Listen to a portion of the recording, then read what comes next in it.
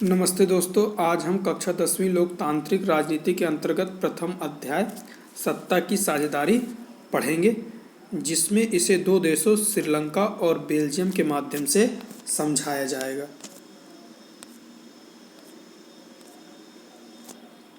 जैसा कि हम जानते हैं और कक्षा 9 में हमने पढ़ रखा है कि लोकतंत्र का अर्थ होता है लोगों द्वारा, लोगों के लिए, लोगों का शासन।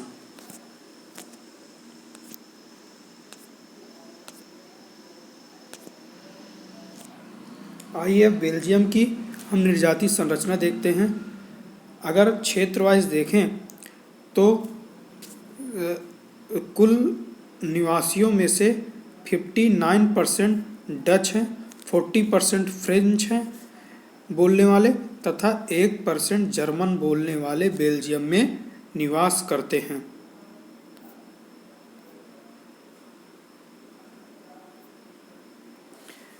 इसी के उलट राजधानी ब्रुसेल्स में बहुसंख्यक में 80% फ्रेंच बोलने वाले तथा 20% डच बोलने वाले निवास करते हैं।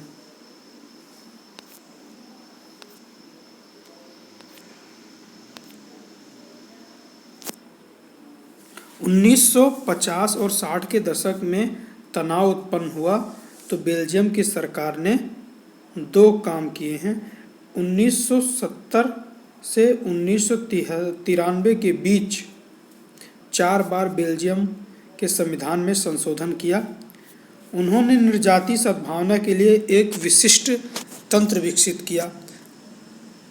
आइए अब हम देखते हैं कि वह विशिष्ट तंत्र क्या था जिसके माध्यम से बेल्जियम में सद्भावना विकसित हो सकी।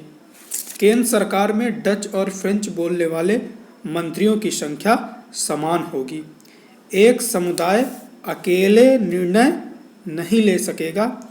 केंद्र की कई सारी शक्तियां लेकर राज्य सरकार को दे दी गई। राज्य सरकार केंद्र सरकार की मात्र सहायक सरकार नहीं थी, बल्कि उसे भी निर्णय लेने का अधिकार दिया गया।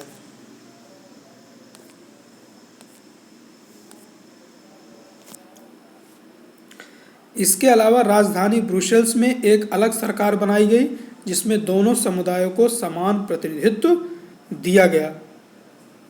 सामुदायिक सरकार नाम की तीसरी सरकार बनाई गई। यह सरकार एक भाषा समुदाय जैसे डच, फ्रेंच, जर्मन द्वारा चुनी जाती थी, चाहे वह जिस भी क्षेत्र में रहते हों। इस प्रकार बेल्जियम सरकार ने इस व्यवस्था द्वारा सभी तनावों को दूर करने का प्रयास किया।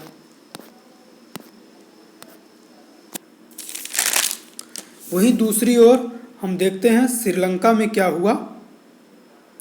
श्रीलंका 1948 में एक स्वतंत्र देश बना। सिंघला समुदाय ने अपनी अधिक संख्या मेजॉरिटी के कारण सरकार में प्रभुत्व स्थापित कर लिया। लोकतांत्रिक चुनावों से चुनी सरकार ने बहुसंख्यकवादी तरीकों से सिंघलियों की सर्वोच्चता स्थापित कर दी। आइए देखते हैं अपनी सर्वोच्चता स्थापित करने के लिए सिंघलियों ने क्या क्या किया। 1956 में एक कानून पास कर तमिल भाषा का अपमान करते हुए सिंघली को एकमात्र राजकीय भाषा बना दिया गया। सरकार ने कई सारी नीतियां सिंघलियों के पक्ष में बनाई। संविधान में बदलाव कर बौद्ध धर्म को बढ़ावा दिया गया। आइए अब हम देखते हैं कि बहुसंख्यकवादी का अर्थ क्या होता है। अल्पसंख्यकों की जरूरत को ध्यान न देकर बहुसंख्यक अपनी इच्छा से सरकार चलाते हैं। जब ऐसी कोई सरकार होती है तो उसे हम बहुसंख्यकवादी सरकार का नाम देते हैं। इस विरोध में श्रीलंका के तमिलों ने क्या क्या किया, आइए अब हम यह देखेंगे। श्रीलंका के तमिलों ने अपना दल बनाकर तमिल को राजभाषा बनाने के लिए संघर्ष शुरू किया। उनका संघर्ष क्षेत्रीय स्वतंत्रता और नौकरियों एवं शिक्षा में समान अवसरों के लिए था। उनके क्षेत्र की अधिक स्वतंत्रता की मांग को बार बार नज़रअंदाज किया गया। 1980 में श्रीलंका के पूर्वी भाग में स्वतंत्र तमिल एलम राष्ट्र के लिए मांग उठने लगी।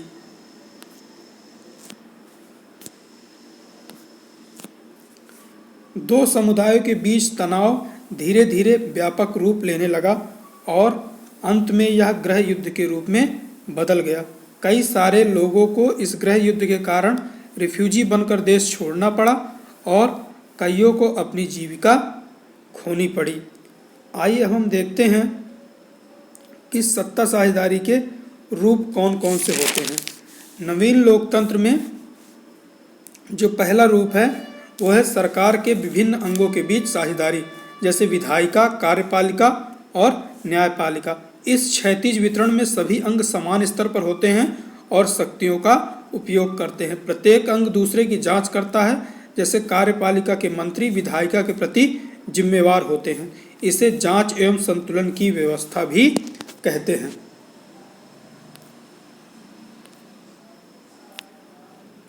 दूसरा जो रूप है उसमें सत्ता सरकार के विभिन्न स्तरों के बीच भी साझा की जा सकती है, जैसे पूरे देश के लिए एक केंद्र सरकार होती है, फिर पूरे एक राज्य के लिए एक राज्य सरकार जो सिर्फ केवल उस राज्य में ही शासन करती है।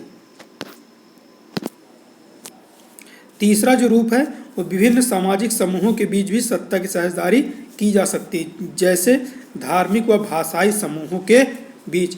बेल्जियम की सामुदायिक सरकार इसका उदाहरण है, जिसमें एक ही भाषा के लोग अपनी सरकार चुनते थे।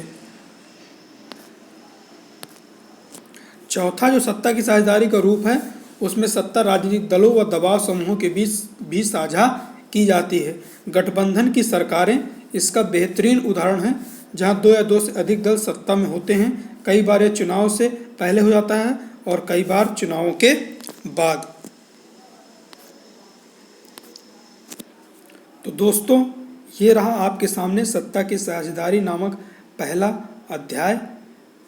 मैं आप सभी से रिक्वेस्ट करता हूं कि आप स्लाइड वीडियो में बताए गए मेन पॉइंट्स को अपनी नोटबुक में नोट कर लें और अगले पार्ट पढ़ने के लिए तैयार रहें। धन्यवाद।